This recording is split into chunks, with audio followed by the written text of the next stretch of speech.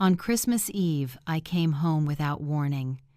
I found my daughter trembling outside in the freezing cold. The temperature had dropped below zero, and she didn't even have a coat. Inside, her husband's family sat by the fireplace, laughing and raising glasses of sparkling wine. I shoved the door open, scooped my daughter into my arms, and said 7 words. "It's so good to have you here." I stepped out of the taxi. My heavy shoes sank deep into the thick snow in front of my daughter's house in Vermont. The wind whipped against my face as if to tear off my skin, forcing me to pull the collar of my coat high. After years of working as a Taekwondo coach, I thought I had grown used to every challenge, from the suffocating heat of the training gym to the harshest winters, but that Christmas Eve cold still made me shiver. I stood in front of the brightly lit house, my chest tight with both nerves and anticipation. Tonight I wanted to surprise Emily. I wanted to see her radiant smile when her mother showed up. The yard was covered in snow, untouched, as if no one had bothered to clear it. Through the large front window, I saw the warm glow spilling out from the living room, Christmas music drifting from a speaker. The song "So This Is Christmas," the one Emily had loved as a child, filled the air. I stepped closer, straining to see inside. A long table spread with a gleaming red cloth was overflowing with traditional dishes. There was roasted turkey, steaming trays of pastries, a bowl of salad with apples and raisins, and glasses of red wine sparkling under the lights. The whole Miller family, Emily's in-laws, was gathered. I recognized Robert, Mark's father, sitting with an air of authority, and Linda, his mother, holding up her wine glass with a smug smile. Mark's sister Jennifer was there too, with her 2 young children giggling at her side. Everyone was raising glasses in front of the crackling fireplace. But where was Emily? I frowned, peering deeper inside, thinking maybe she was tucked away in some corner. I had imagined seeing her chatting and laughing, the way she used to as a little girl when she clung to me and poured out endless stories. Then I heard a faint noise from the porch, just a weak whimper. My heart clenched. Under the dim light, next to a poinsettia pot dusted with snow, Emily was curled up on an old wooden chair, wearing only a thin shirt. Her fragile shoulders shook uncontrollably, her tangled hair plastered to her forehead by melted snow. I rushed to her, my heart pounding. "Emily!" I cried, my voice breaking with panic. I pulled off my Taekwondo jacket and wrapped it tightly around her. My trembling hand touched her arm, icy as though it carried no warmth at all. Emily lifted her head, her eyes bloodshot, her lips pale, and whispered, "Mom." The sound was so faint it nearly vanished in the air. Then she collapsed onto my shoulder. I held her tightly, feeling her body tremble in spasms like a small bird trapped in a snowstorm. "I'm here, sweetheart. I'm here," I whispered, trying to stay calm as tears burned my eyes. I pulled an extra sweater from my bag and wrapped it around her, trying to pass her some of my warmth. I lifted her into my arms as her soaked slippers fell into the snow, leaving a trail behind us. In that moment, all I wanted was to carry my daughter away from the bitter cold, from everything that had brought her to this point. But inside the house, the laughter carried on, careless and cruel. I could hear Mark's voice, deep and arrogant, bragging about something. The table erupted in laughter, the clinking of glasses ringing out like a mocking melody. They were warm and comfortable by the fire, while my daughter, my own flesh and blood, shivered in the freezing night, as if she wasn't worthy of stepping inside that house. Just hours earlier, I had been at Boston's airport, sweat still clinging to my back after a week of training. The national team. The heat of the gym floor still seemed to cling to me, but now I stood in the icy air. I dragged my old suitcase, my heart buoyant with excitement, thinking only of Emily's face lighting up when I surprised her on Christmas Eve. Emily had always been the light of my life, from the days she clung to my legs begging me for stories, to the young woman whose sweet smile could erase the exhaustion of my hardest days. But my work as a head coach kept me on the move, from New York to international tournaments, stealing away the moments I should have had with her. Every time I left, I told myself, just one more tournament, and then I'll make time for her. And now, here I was, ready for a Christmas Eve reunion. I sat in the airport lounge waiting for my flight to Vermont, pulled out my phone and called Emily. The phone rang and rang. No answer. My heart raced, anxiety flooding me. I called again. Still silence. I texted, "I'm on my way. Are you home?" I stared at the screen, waiting for a reply. Nothing. I tried to push away the dread, telling myself she had probably left her phone somewhere, or maybe she was busy decorating the tree like every other year. The plane landed after dark. I hauled my suitcase outside, the winter night instantly biting into my skin. Families hugged and laughed all around me, heading to church. A father carried his little girl on his shoulders. She giggled, clutching a lollipop shaped like a Christmas tree. The sight made my chest tighten. I had carried Emily like that once, walked her down streets filled with Christmas lights. Now I was alone, dragging a heavy suitcase, stepping out of the airport into indescribable loneliness. I called a taxi, my voice hoarse with fatigue. "Take me to Maple Street, number 42. On the way, traffic slowed to a crawl in the stream of bundled-up people heading to church. Through the window, I saw warm yellow lights glowing from houses. Church bells rang in the distance, mingling with a chorus singing Silent Night somewhere nearby. I smiled faintly, imagining Emily in the kitchen, making the dessert she had learned from me. At a stoplight, I spotted police officers directing traffic. I recognized Jacob, a former student from the days I taught taekwondo at the community center. He was tall, steady in his uniform, but still had the same kind smile. I rolled down the window and called out, "Jacob!" He turned, his eyes lighting up as he recognized me. Jacob ran over, his breath puffing into white clouds in the cold. "Miss Dorothy, you're back?" he exclaimed. I nodded, forcing a smile. "Yes, I just finished training in Boston. You're still working here in Vermont? How have you been?" Jacob grinned. "Still here, same as always. Are you back to spend Christmas with family?" I nodded again. "Yes, with Emily." Just saying her name warmed me. But Jacob's face fell, his smile fading. His eyes flickered with hesitation, as though he wanted to say something but held back. A knot tightened in my chest. "What is it, Jacob? Is something wrong?" I asked quietly.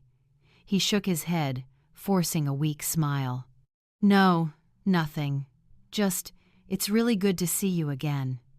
But the worry in his eyes betrayed him. I wanted to ask more, but the light turned green and the driver pulled away. Looking back, I saw Jacob still standing there, gripping the brim of his cap, watching me leave. When we neared Emily and Mark's house, I asked the driver to stop short of the gate. I wanted to surprise her, to see her face when she opened the door. I wheeled my suitcase down the snowy path, each step leaving deep prints. The glow of nearby houses shimmered like candlelight. From a distance, I heard the strum of a guitar and voices singing from their living room. I smiled, picturing Emily singing as she once did as a child, her clear voice beside me. I set my suitcase on the step, took a deep breath, and reached for the bell. But then, a harsh, mocking laugh sliced through the air. I froze. My hand hovered in midair. Robert's gruff voice, Mark's father, rang out clearly. "And that's what they call a daughter-in-law? A woman who can't bear children, 4 miscarriages. Hasn't she shamed this family enough?" Heavy, scornful laughter followed. Then Mark's voice, cold and cruel. "Always pretending she's depressed, locking herself in her room to avoid doing anything. If not for my parents, I would have thrown her out long ago." More laughter, glasses clinking. I heard Jennifer, Mark's sister, her tone sharp and venomous. "Yes, completely useless. What's the point of a wife who can't have children? She fakes being sick just to be pampered. Ridiculous." Each word was a knife to my heart. I stood frozen, my breath caught. That was how they treated Emily, my daughter, who once dreamed of a happy family, who poured love into every meal she cooked for her husband. Now they mocked her with such cruelty, dragging up her 4 miscarriages, each one that had left her sobbing to me on the phone until she had no tears left. And now they dared to say she was only pretending. I clenched my fists, nails digging into my palms. Then I saw Emily, huddled on the porch chair, head bowed, body shivering in the brutal cold, wearing only a thin shirt. My eyes blurred with tears. My heart stopped. I scooped Emily up. Her body still shook violently, cold and rigid like ice. My hands shook too, not just from the Vermont night seeping into my bones, but from the fury blazing inside me.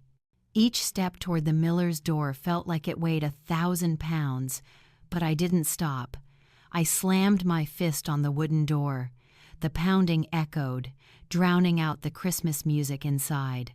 Jingle bells played on repeat, mocking the painful scene I had just witnessed. No one answered. I ground my teeth, pounding harder, as if one strike could splinter the door. At last, it swung open. Linda stood there, wine glass swaying in her hand, lips painted a garish red gleaming under the light. The smell of alcohol clung to her, her face pulled into a forced smile, trying to look cordial.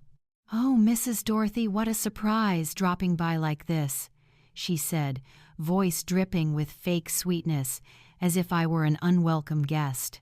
"Why didn't you let us know first, so we could prepare to receive you properly?"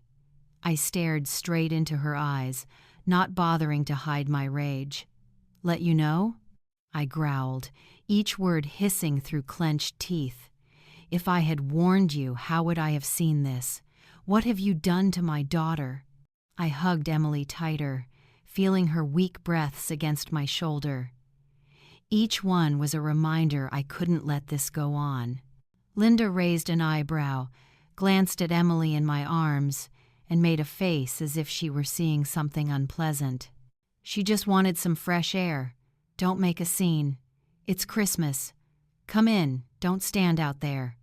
Her voice dripped with disdain. "Fresh air? While my daughter was nearly frozen to death outside in a thin shirt?" Before I could answer, Mark appeared behind her. His shirt was half unbuttoned, his hand clutching a wine bottle, his eyes challenging.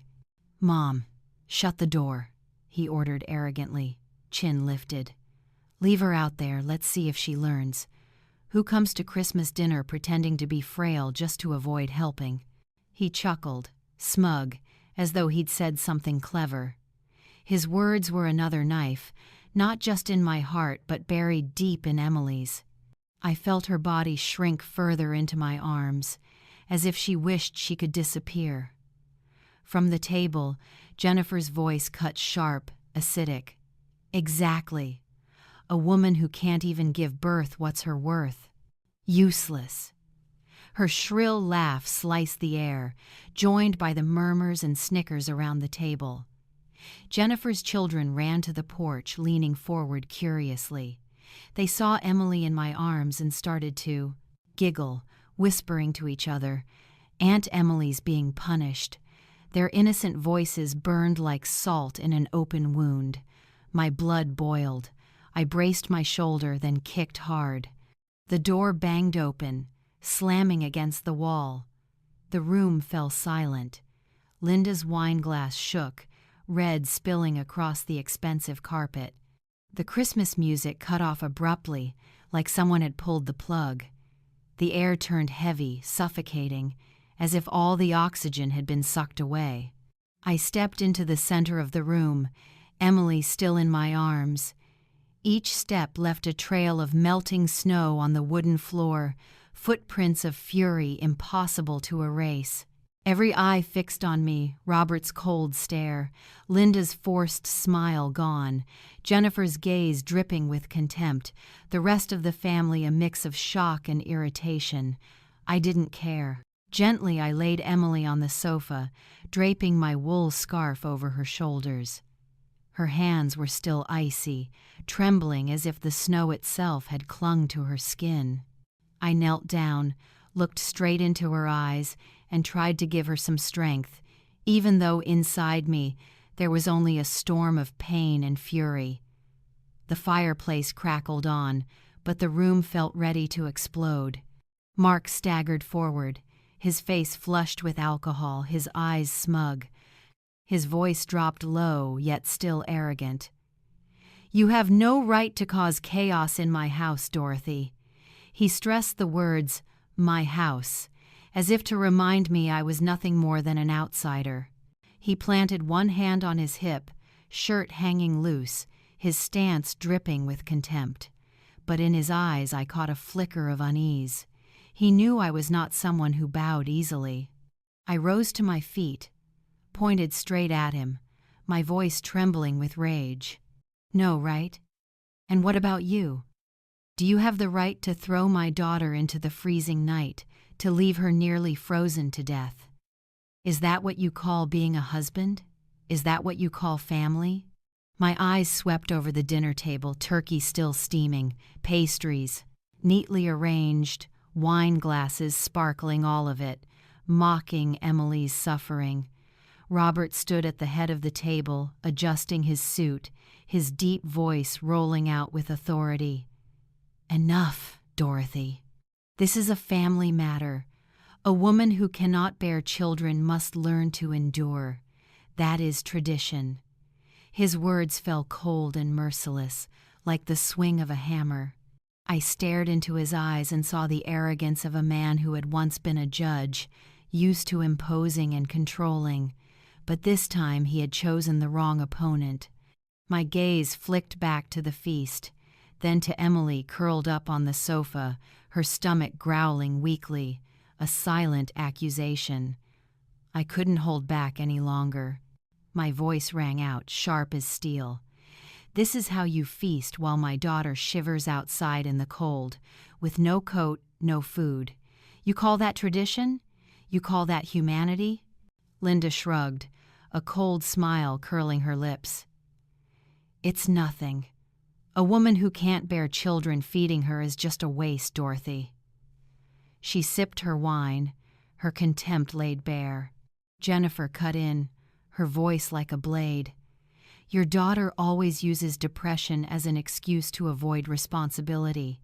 Has she cooked a single proper meal for this family in the past year? She just lies around, whining, burdening everyone."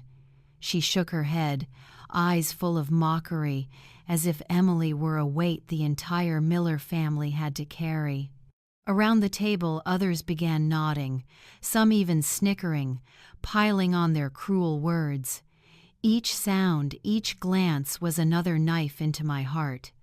I wanted to upend the entire table, to demand justice for my daughter.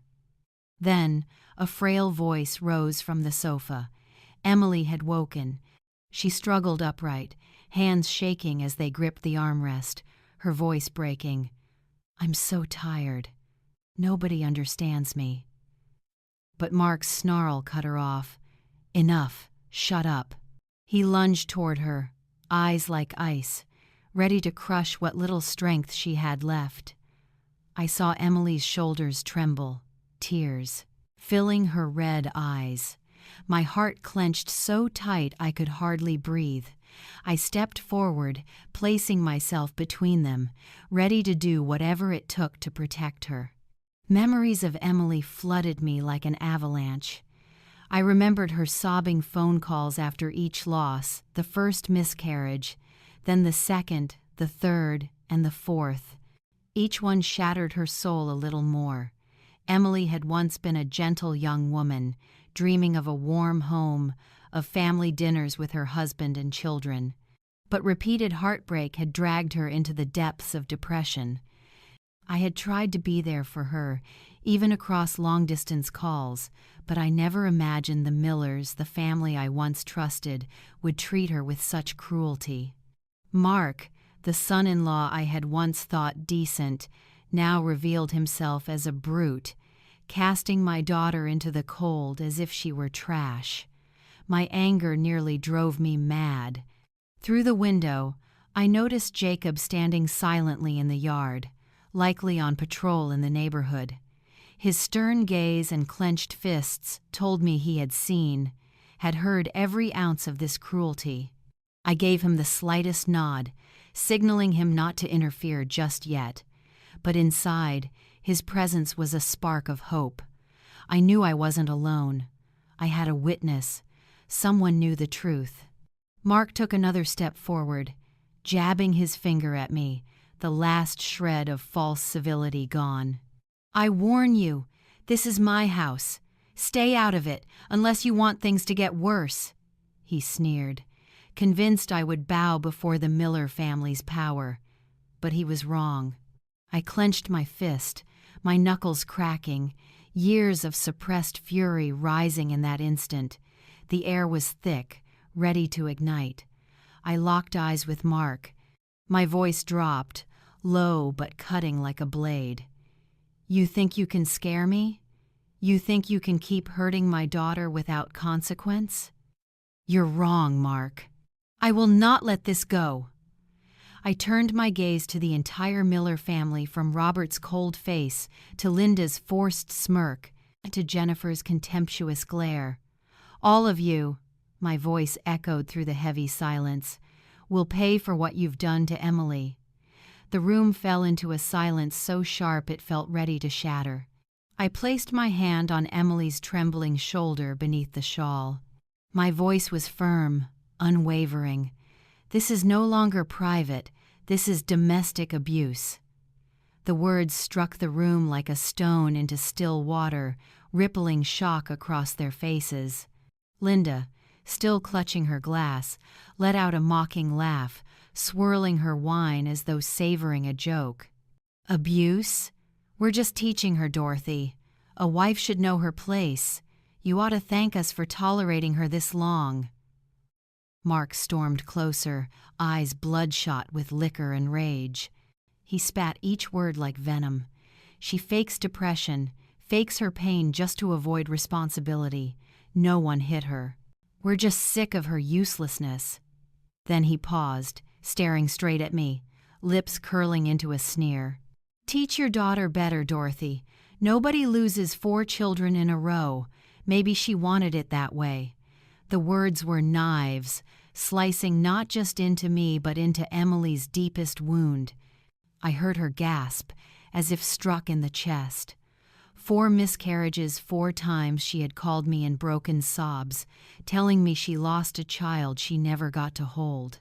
All I could do was clutch the phone, helplessly offering empty words of comfort. And now Mark dared to stand before me and accuse her of doing it on purpose. I clenched my fists so hard my nails dug into my skin, blood rushing hot to my face. My limit had been crossed. I could endure no more. I pulled my phone from my coat pocket. My hand shook, but I quickly dialed the nearest police station. "I'm calling the police," I said, my voice cold as ice, though inside me raged a storm. "I will report this. You will face justice." Each word I spoke like a nail hammered into the air, leaving no doubt. Mark froze. The wine bottle slipped from his hand, shattering. On the wooden floor, red, spilling across the carpet. Panic flickered in his eyes, though he tried to mask it with arrogance. "You wouldn't dare," he shouted, but his voice quivered now, stripped of confidence. Robert, who had been silent, rose and straightened his tie. His voice was gravelly, low. "You don't know who you're challenging, Dorothy. I spent my life on the bench. I've seen the worst of the worst. Do you think one call from you will scare us?" His sharp gaze reminded me the Millers were not used to being challenged, but I did not back down. I had seen my daughter shivering outside in the cold, and no power, not even Robert, could silence me. Jennifer folded her arms, sneering. "Go ahead, Dorothy. Let's see who the police believe, a crazy old woman or a respected family like us. Which side do you think they'll take?" Her voice dripped with smug certainty. Emily tugged on my sleeve from the sofa, her voice trembling like a breeze. "Mom, please don't. I just want peace." Her red eyes, full of fear, pleaded with me, afraid of the Millers' retaliation, afraid the humiliation would go on. My heart ached. I knew she was scared, but I also knew that if I stopped now, she would remain trapped in this cycle of pain. I gripped her hand tightly and whispered, "Don't be afraid. I will protect you, I promise." I lifted Emily into my arms. Snowflakes slid from her clothes onto the carpet like shards of broken dreams. I ignored the Millers' sneers and threats. I only knew I had to take her away, far from this cruel prison she had endured too long. As I turned toward the door, through the frosted glass I saw Jacob standing on the porch, his hand on his radio, his eyes burning with resolve. I gave him a nod, and he returned it firmly. Behind me, Linda barked orders at the maid to clean the spill. Mark cursed and slammed his fists on the table, and Robert growled into his phone. Their voices were arrows in my back, but I no longer cared. I carried Emily to my small apartment near the National Training Center, the place I had lived during my coaching years. Just one living room with a worn-out sofa, a modest kitchen corner, and a few family photos on the wall. It wasn't fancy, but it was safe, a place where I could shield my daughter from both the cold and the Millers' cruelty. I laid Emily on the bed, wrapping her tightly in heavy coats. She was still shivering. I rummaged through the closet for an old sweater, dressed her in it, then made a cup of hot chocolate, the sweet warmth filling the room. "Drink, sweetheart," I whispered, placing it in her hands. But Emily only stared blankly, her eyes empty, as though she no longer believed she deserved warmth at all. My phone rang, breaking the silence. It was Jacob. His steady voice came through the line.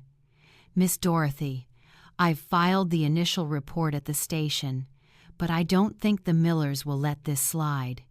They have power, and you know it. I'm ready to testify if you need me." His tone carried quiet determination, like a flame that never dies. Jacob, the boy who once stood on the mats with bright eyes, was now standing with me in another kind of fight. "Help me prepare, Jacob," I replied, my voice short but full of gratitude. "This battle may last long," he answered with only one line. "I understand, Coach. I'll be here." The next morning I took Emily to see a psychologist downtown. Dr. Allen, an older woman with kind eyes. After speaking with Emily, she turned to me, her voice both stern and sorrowful. "She's suffering from severe depression. 4 miscarriages, combined with the constant humiliation from her in-laws, have stripped her of her confidence. She needs rest, therapy, and above all, safety." Her words stabbed deep. I had known Emily wasn't well, but hearing it laid out so clearly was like another knife in my chest.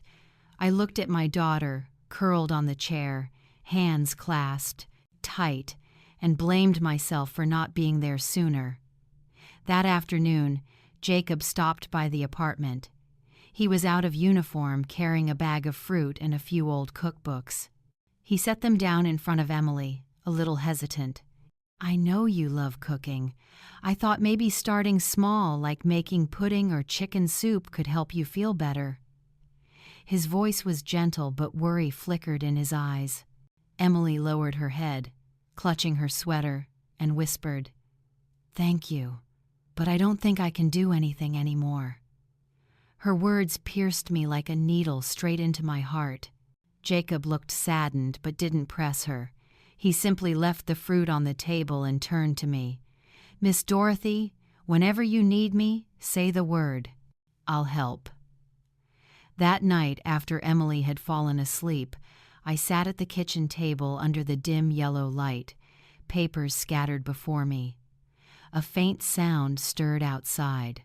Then, silently, a thick envelope slid under the door, as if delivered by the night itself. I picked it up and opened it. Inside was a single sheet of paper, the words scrawled in jagged handwriting.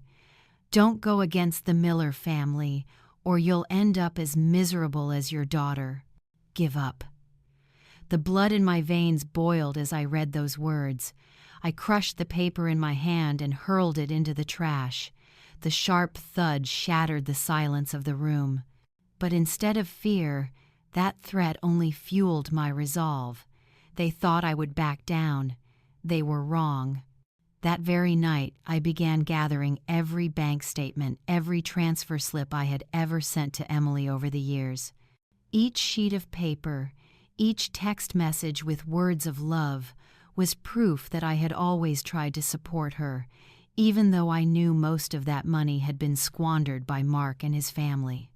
Every page reminded me of the times Emily had called me, her voice trembling, telling me she wanted to buy something for the house, only for Mark to brush her off, saying it wasn't necessary. I clenched the pen so hard it nearly snapped in my hand. I had once believed Mark would take care of my daughter, but to him, Emily was nothing more than a tool. And when she was no longer useful, he discarded her without mercy.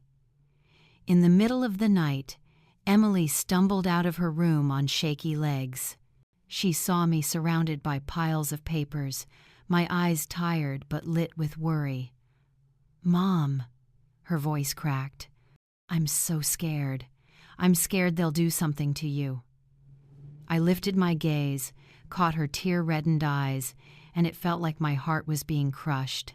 I stood up and wrapped her in my arms, feeling her frail body tremble against me. "You don't have to be afraid anymore," I whispered, my voice firm, though inside I was in knots.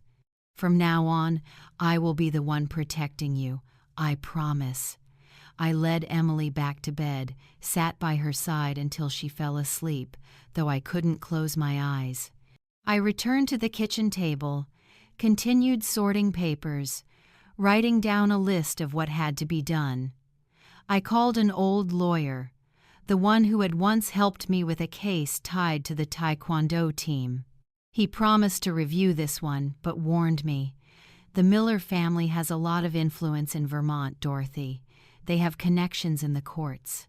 You need to prepare for a long fight." I nodded, even though he couldn't see me. "I know," I replied, "but I won't stop." The weeks of preparation dragged on like a never-ending nightmare. Night after night, under the dim lamp, I went through every receipt, every medical report for Emily. The cold numbers and words on those pages were proof of my love for her, but also a painful reminder of all she had endured. Then the first day of trial arrived. Emily and I walked into the courthouse in downtown Vermont. The morning chill pierced even our thick coats. I held her hand, felt her fingers trembling inside my palm. Her eyes were bloodshot, heavy with sleepless nights.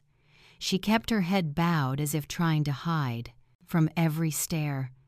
I stood tall, trying to be her anchor, though inside I was just as uneasy. "I'm here," I whispered, squeezing her hand. Emily gave a faint nod, but her vacant eyes showed she had given up the fight long ago. Inside the courtroom, the Miller family was already there. Mark wore a gray suit, posing as a confident lawyer. He adjusted his tie, casting us a disdainful glance. Beside him, his father Robert moved slowly, but his eyes were sharp as knives. He gave a thin smile, smug as if the verdict was already his. Behind them, Linda and Jennifer sat in elegant clothes, whispering to each other, throwing us hostile looks.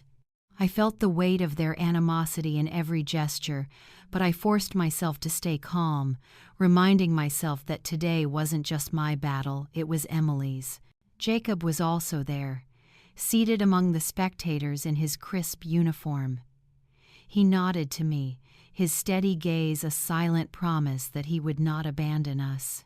His presence made me feel less alone, like I had an ally in this battlefield. I silently thanked him. From that terrifying Christmas night until this very moment, the trial began. My lawyer, Mr. Harris, stood and presented each piece of evidence clearly. He showed the bank records proving I had sent money to Emily for years, showing I had always supported her, even though most of it had been siphoned off by Mark. He submitted the medical files, with detailed notes from the psychologist, documenting Emily's severe depression. After 4 miscarriages and relentless humiliation from her in-laws, my daughter had not only suffered physically, but had been broken emotionally. I looked at Emily, saw her bow her head, her hands clenched tight as if holding back her pain. I wanted to run to her, to hold her, but I knew I had to let the lawyer do his job. Then the young lawyers for the Miller family stood, and I could feel injustice seeping into the room. One of them, in a shiny black suit, spoke with booming confidence. Emily is only pretending to be sick for attention. The Miller family gave her everything, housing, food, comfort, but she never gave back. She failed her duties as a wife. His words were a slap across my face. Pretending? Attention?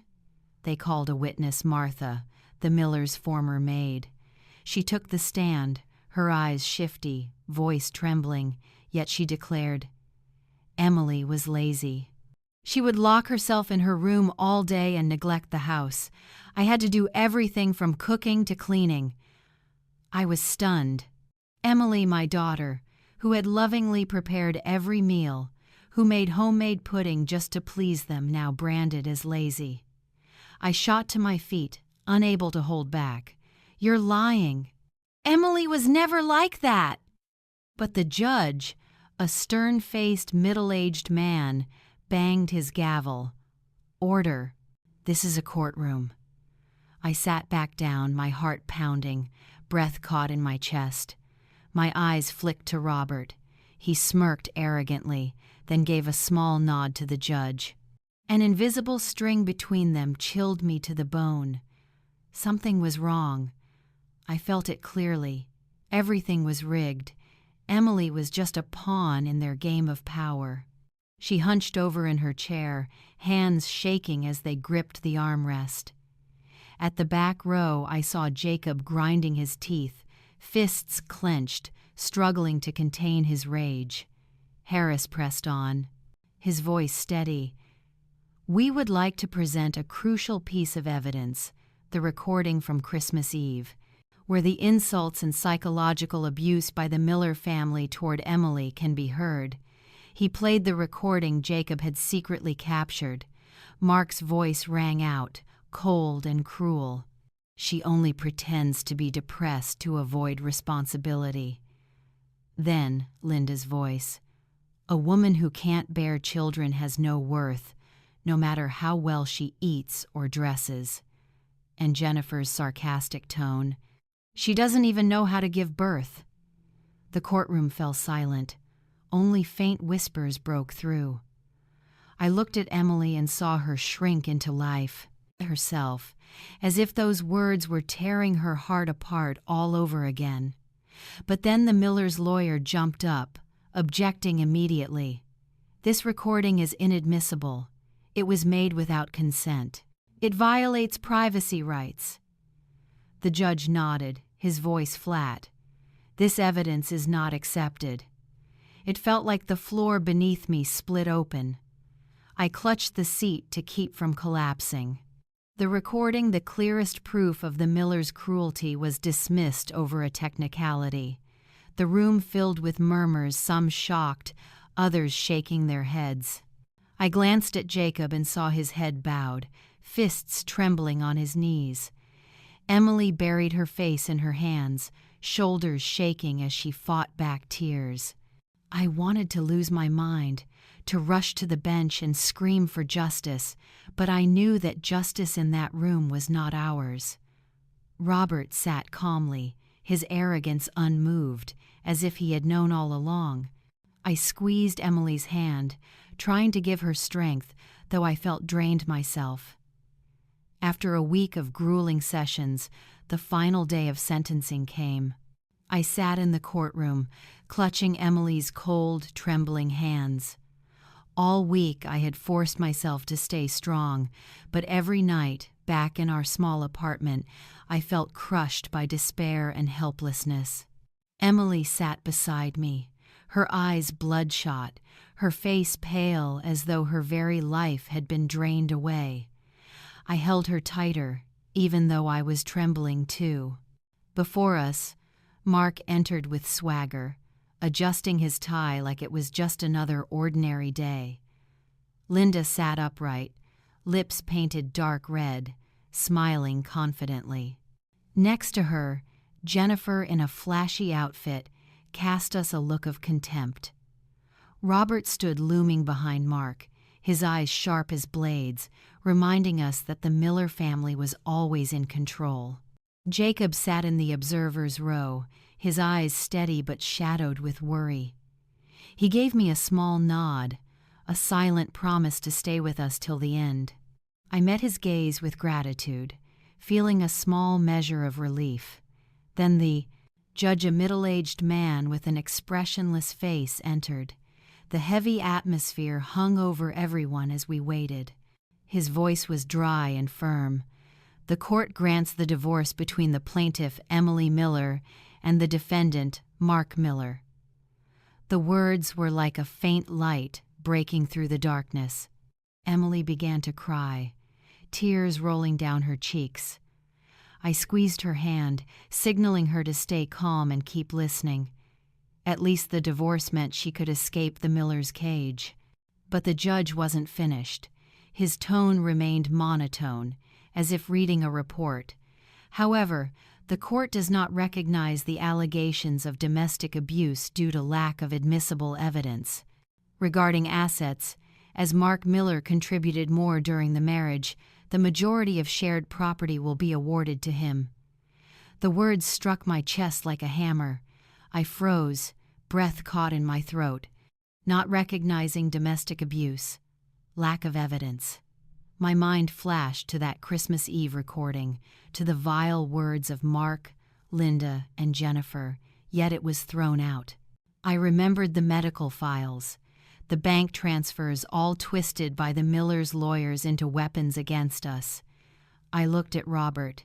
He gave a slight nod, that arrogant smile still on his lips. Everything had been arranged. We were nothing but pawns in their game. I couldn't hold back anymore. I shot to my feet, my voice breaking with rage. "You are unjust! This is not justice!" My cry echoed across the room, leaving a suffocating silence behind. Emily clutched my hand, her eyes wide with panic, but I didn't stop. "You all saw how they treated my daughter. You all heard what she endured. And yet you dare to say there was no abuse? You dare to strip her of everything?" A guard stepped forward, his voice stern. "Ma'am, please sit down. If not, I'll have to escort you out." I looked at him, then at the judge, but his face remained blank, as if my words carried no weight. I sank back into my seat, my hands trembling, feeling the whole world collapsing around me. Mark turned, smirking at me. He straightened his tie as if celebrating a great victory. Linda and Jennifer nudged each other, giggling loud enough for me to hear. Their laughter stabbed into my heart like knives. Robert slowly nodded, his calm demeanor that of a man who had pulled strings from the shadows yet again. My blood burned. They had stolen not only Emily's justice but also my last shred of faith in a system I had once believed was fair. Emily buried her face in her hands, her whole body shaking with muffled sobs that ripped my soul apart. I wanted to hold her, to promise her things would be okay, but my throat was locked tight. The judge's words still echoed in my mind, not just a sentence for Emily, but for me as well. Jacob suddenly stood from the back row, his eyes fixed on the Miller family. Veins bulged on his arms, fists clenched, his fury barely restrained. I quickly signaled for him to stay calm, though I myself wanted to scream, to smash everything in sight. The judge slammed his gavel. "Court is adjourned. Everyone may leave." The sound was final, but for me, it was only the beginning of another pain. People began to rise, papers rustling, voices murmuring. I remained seated, clutching Emily tightly as her shoulders shook with sobs that tore me apart inside. I wanted to comfort her, but every word felt meaningless against this injustice. The unfair verdict had not only stripped her of property, but stolen my final belief in justice itself. Mark strode toward me, the swagger of a victor in his step. He bent close to my ear, whispering with a mocking sneer, "See, Dorothy, I told you. Never go against me. You're nothing but a useless old woman." He smirked, eyes gleaming with triumph, then turned away, dismissing me and Emily as beneath his notice. His words poured gasoline on the fire already blazing inside me. I clenched my fists, veins standing out on my arms, my body taut like a bow ready to snap. I wanted to launch myself at him, to strike that arrogant face, to repay him for every wound he had inflicted on my daughter. Years of teaching Taekwondo had taught me restraint, but in that moment, every barrier inside me collapsed. I took a step forward, my heart pounding, ready to do something I knew I might regret. Just then, Jacob rushed forward, stepping between me and Mark. His eyes blazed with fury, lips pressed tight, fists clenched so hard it looked like he was about to swing at him. In Jacob's eyes, I saw the same burning outrage I felt, the kind of hatred that can't be contained when faced with such injustice. The courtroom erupted. Whispers spread like wildfire. They're about to fight. A guard prepared to intervene. Several people pulled out their phones to record. Camera flashes burst across the room as reporters scrambled with their equipment. Mark turned when he saw Jacob. He froze for a moment, then quickly regained his swagger. He sneered, "If you dare hit me, I'll make sure you lose everything. Who do you think you are? Just a lowly cop." He stepped closer, taunting, convinced Jacob wouldn't dare touch him. I saw Jacob's fist tremble, his breathing quicken, his eyes red with rage. In that instant, I knew he might do something there would be no coming back from.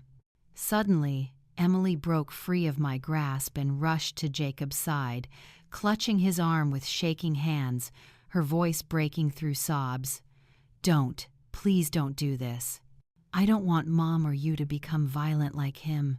I just want peace. I just want to keep living." Her cry tore through the room and silenced everything. Tears streamed down Emily's face. Her frail hands clung to Jacob as if he were her last anchor. Jacob stood rigid, his breath heavy, the fire in his eyes slowly dimming. His fist shook for a few seconds longer, then he slowly released it. He lowered his head, lips pressed hard, fighting to swallow his rage. The click of cameras echoed clearly. Flashes went off, capturing Emily clinging to Jacob while Mark stood before them, smirking with arrogance. Some in the courtroom, strangers to the case, began to cry. I heard quiet sobs as Emily's pain touched their hearts. Looking around, I saw an old woman wiping her tears, a middle-aged man shaking his head in sorrow. But the Miller family remained unmoved. Linda and Jennifer leaned toward each other, whispering with smug smiles curling on their lips. Robert, with his aura of authority, gave a subtle nod, as if to remind everyone that he still controlled the board. The judge slammed his gavel, his cold voice cutting through. "Order. If there is any further disturbance, I will have the police escort everyone out." His words struck like a warning bell, snapping the room back into line. I rushed to hold Emily in my arms. She sobbed uncontrollably, her body trembling like a lost child. Jacob stood beside us, his head bowed, lips tight, his eyes filled with guilt. I laid a hand on his shoulder, giving a small squeeze, to let him know I understood and was grateful for his presence. Mark adjusted his tie and walked away with arrogant steps. Linda and Jennifer followed. Their mocking laughter echoed behind them, cutting into me like blades. The courtroom emptied, leaving only me, Emily, and Jacob, 3 people sharing the same bitter silence lodged in our throats. I held Emily tighter, feeling her faint breaths on my shoulder. "Mom," she whispered through sobs, "I don't want to fight anymore. I'm so tired. Can we just go home?" Her words shattered my heart. I wanted to tell her that I would keep fighting, that things would get better, but my throat locked tight. No words came. I guided Emily out of the courtroom, Jacob silently walking beside us, his sharp gaze fixed on the hallway of the courthouse. The weak Vermont sunlight filtered through the windows, but it couldn't warm me. I knew today's verdict. It wasn't just a loss, it was a declaration of war. The Miller family might have won in court, but I would not let them win over Emily's life. I looked at my daughter. Her eyes were red and swollen, yet inside them flickered a fragile light, a faint spark of hope. For that little spark, I swore I would never give up. In the days following the trial, the whole town buzzed with whispers. Local newspapers began to run stories. On the front page, bold letters read, "Miller Trial, Justice for Sale." I stared at the headline, my heart pounding as if those words finally spoke for the pain Emily and I had carried. On social media, a video of Emily clutching Jacob in the courtroom spread like wildfire. Her tear-filled eyes, her broken voice begging Jacob not to turn violent, struck a chord with thousands. Comments poured in, filled with outrage. The Miller family thinks they can manipulate everything. Emily deserves better. Sitting in my small apartment, I read those words and felt a measure of comfort. The courts had turned their backs, but the voice of the people was beginning to rise for Emily. The Millers, though victorious on paper, paid a price for that hollow win. I heard whispers that Robert's former colleagues doubted him, suspecting he had abused his power to twist justice. Mark was branded the lawyer of injustice, ridiculed across forums. The reputation they had guarded for years now wavered like a sandcastle before a storm. I didn't feel triumph, but I felt a small measure of fairness, not from the courts, but from human conscience. I brought Emily to live with me in my small apartment, a place lit by warm yellow lamps and family photos on the walls. Every morning I woke early to make her breakfast. Some days just eggs and toast, some days a bit of sausage or bacon. Emily sat at the table, cradling a hot cup of coffee, staring out the window at the pale sunlight spilling over the rooftops. Sometimes I saw tears slide down her cheeks. like quiet raindrops. But I knew, slowly, she was healing. Each day she spoke a little more, her eyes no longer as empty as before. I didn't push her. I simply stayed close, ready to shield her from any storm. Jacob also became a part of our lives. He often stopped by, sometimes with a small bouquet, sometimes with a few pastries from the corner shop.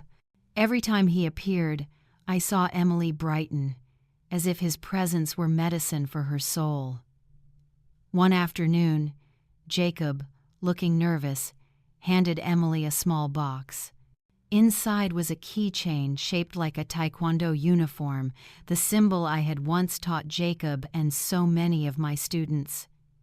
"You don't have to be strong all at once," Jacob said softly but firmly. "You can start again, little by little, just like Mrs. Dorothy did." Emily held the keychain, her eyes shimmering. She pressed her lips together, fighting tears, then gave a small nod. "Thank you," she whispered. I stood at a distance, silent, relief washing over me like a burden lifted. For years, Emily had been belittled, called useless. But now, someone truly saw her worth. Jacob cherished her not for what she could do, but for who she was. I turned away, wiping the tear that slipped down my cheek, not wanting Emily to see my weakness. One evening, as the sunset bathed our small apartment in golden light, Emily sat across from Jacob on the sofa. She lowered her head, twisting the hem of her sweater, her voice trembling. "Jacob, I might never have children. If that disappoints you, then—" Her voice faltered, as if afraid those words would shatter everything. I stood in the kitchen, pretending to wash dishes, but my heart stopped, waiting for his reply. Jacob smiled, warm yet unwavering. He took her hand, looked straight into her eyes, and said, "I don't need that, Emily. You alone are family to me." Those words were like warmth melting the last ice in my heart. My throat tightened, my vision blurred. For years, Emily had been humiliated, branded a failure as a wife because she couldn't have children. But now, someone was telling her she was enough, that she deserved love simply for being herself. I turned away, letting my tears fall in silence, overwhelmed with gratitude. By Easter, I walked hand in hand with Emily through Burlington's town square, just as when she was little, skipping beside me under the lights. That day the square was alive with laughter, children playing, the sweet scent of pastries swirling in the spring breeze. Emily wore a pale sweater, her hair tied back, and for the first time in months, I saw her smile, a radiant smile, as clear as spring sunlight. "Mom, I miss these days," she said softly. "I miss when you taught me to make pudding and when you told me stories about taekwondo tournaments." I squeezed her hand, smiling. "I miss them too, sweetheart, and I'll always be here to make new memories with you." We sat on a wooden bench by the fountain, watching children run and play. Suddenly, a simple truth struck me. Justice in the courtroom can be bent, bought by power and money, but justice in the heart, love, respect, and resilience cannot be touched. Emily, though scarred, was reclaiming herself day by day. And me, a mother who once thought herself powerless, now understood that my greatest strength wasn't in the punches I had thrown on the mats, but in the love I carried for my daughter. Jacob appeared with a bag of warm pastries. He sat beside Emily, handing her one, and together they laughed as they ate, like old friends rediscovering joy. I watched them, my heart brimming with hope. Emily might never forget the wounds the Millers left, but she was learning to move forward, to love herself, and to open her heart to those who truly cherished her. And I, though 65 years old and seasoned by many battles, knew this fight for Emily's happiness was the most meaningful of my life. Sitting beside her, seeing her smile return, I finally understood. Family isn't always about blood. It's where love, understanding, and true support live. The justice of the courtroom can be twisted, but the justice of the heart cannot be stolen. I once thought I had lost everything, but I realized the most precious thing I still had was my daughter's love and those who truly stayed by our side. Maybe all of us at some point have faced injustice or pain at the hands of those we call family.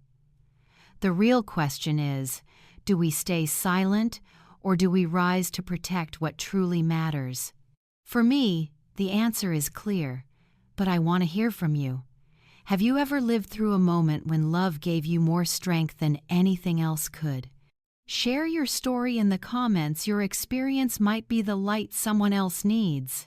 And if you want to keep walking with me, to keep listening to stories about family, love, and resilience, stay with this channel so we don't miss the lessons waiting for us ahead.